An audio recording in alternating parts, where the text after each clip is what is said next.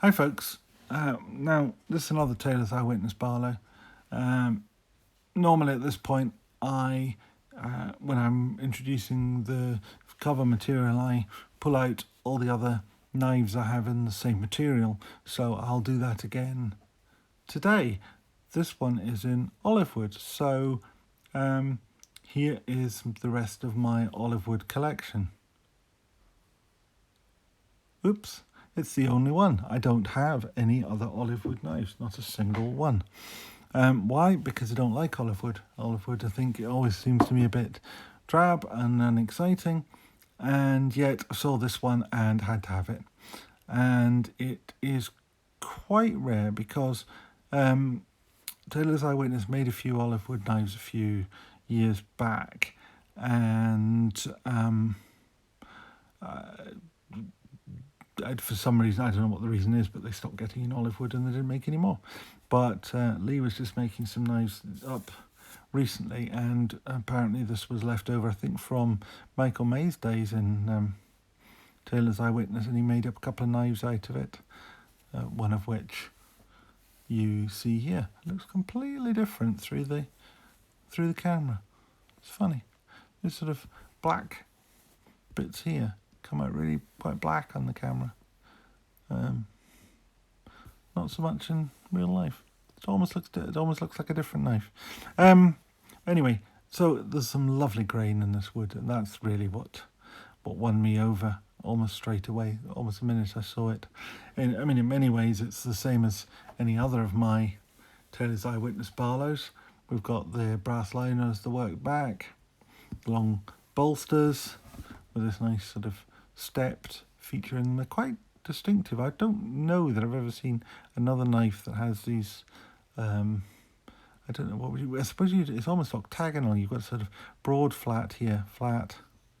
So follow it around this way. You've got flat, broad, flat, flat, flat, short, flat, broad, flat, little flat. So it's really a sort of almost octagonal shape. Really nice and distinctive, with this nice step in it here. As ever, the knives are, this knife is very similar to any of my other Taylor's Eyewitness Barlows, but as unique as each of those also is. The dimensions of them are never identical from one to the next. They're always just very slightly different because they're handmade. And of course that grain is absolutely unique. But, I was thinking the other day, a lot of people collect GC knives. I don't. And the reason I don't is because I think there's a lot of sameness about them. You get a 92 pattern or a 65 pattern or a 62 pattern or whatever it is you've got.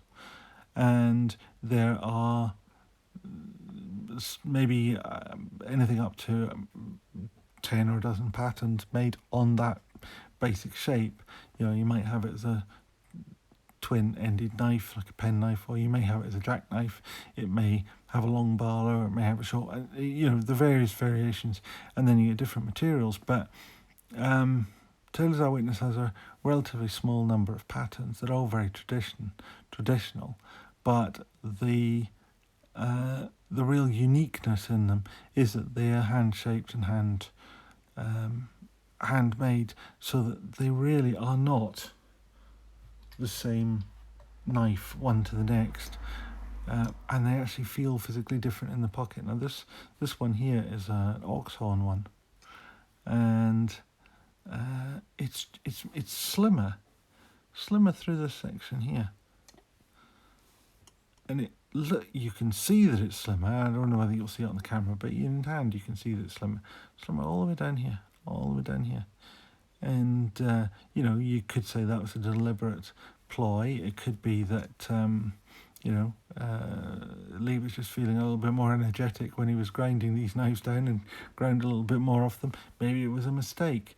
Maybe the fact that this one's showing a little bit more blade and it's got a slimmer nail nick, and this one's showing a little bit less blade and it's got a fatter nail nick.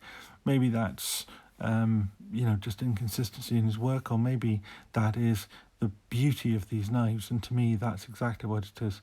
It's that the utter uniqueness about them. There is no way that even if I have two, well, yeah, I have here two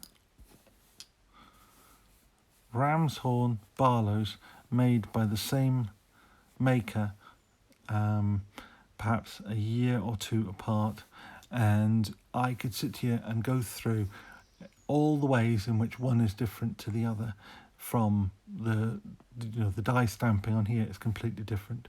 The shape of the handle through this part is different. Obviously the materials are different. The nail nicks are different. The amount of blade showing is different. This one has a plain back, and this one a fileworks back. I wouldn't normally buy a plain back one. I only bought this one because that featuring in the horn is so beautiful. I couldn't help myself but buy it. Just had to be in the collection. But you know, they're just they're the same, and yet absolutely unique. Every single one of them is absolutely unique. I know you sort of get that, and there'll be GEC fanboys out there who will just say you're absolutely wrong. There are no two GECs the same. And yes, it's true, they're hand finished, but I don't know how many of these Lee's ever made. The GEC short runs, maybe they make 100 knives of a similar type, maybe they make half a dozen in a particular finish of a particular type, or a dozen or whatever. I can't believe there are more than a few dozen of these that Lee's ever made that are the same, same materials and same pattern.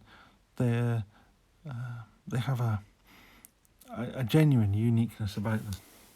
Anyway, we're not here to talk about his knives in general. I'm here to talk about this one in particular. This one being olive wood, and I can't compare it to any other olive wood that I've got because I don't have any. But this is a lovely, lovely knife. As the usual, that square, completely flush end to them, even in the half stop. It's maybe not quite as square as some, but yeah.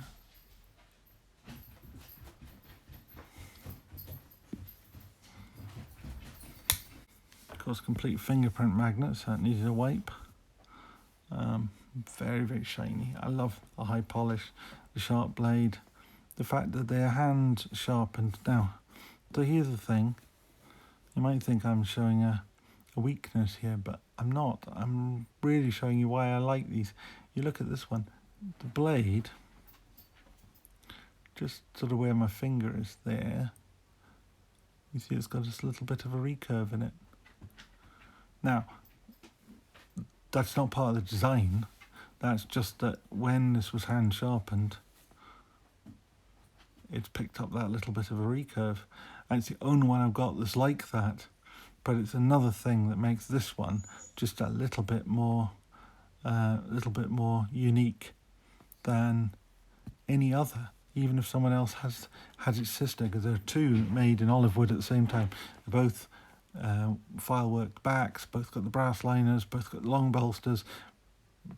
Presumably, two bits of olive wood cut from next to each other. But this is one and the other is the other, and they are not confused. You cannot confuse one with the other. They're two different knives. And I'm very fond of this one that I've got. I think the markings in that wood are really, really good. It also smells nice. Olive wood's got a sort of fragrance to it, which is rather nice. So I think I've probably said about as much as I need to say about this one. It's another great Lee White made pocket knife, and if you like this stuff, please give it a thumbs up, and if you want to see more of this stuff, please feel free to subscribe. And if you want to get notifications, remember to ring the bell and ask for all notifications. Otherwise, you will subscribe, but you'll never be told when a new video comes out. And that would be sad. Okay, see you again. Bye.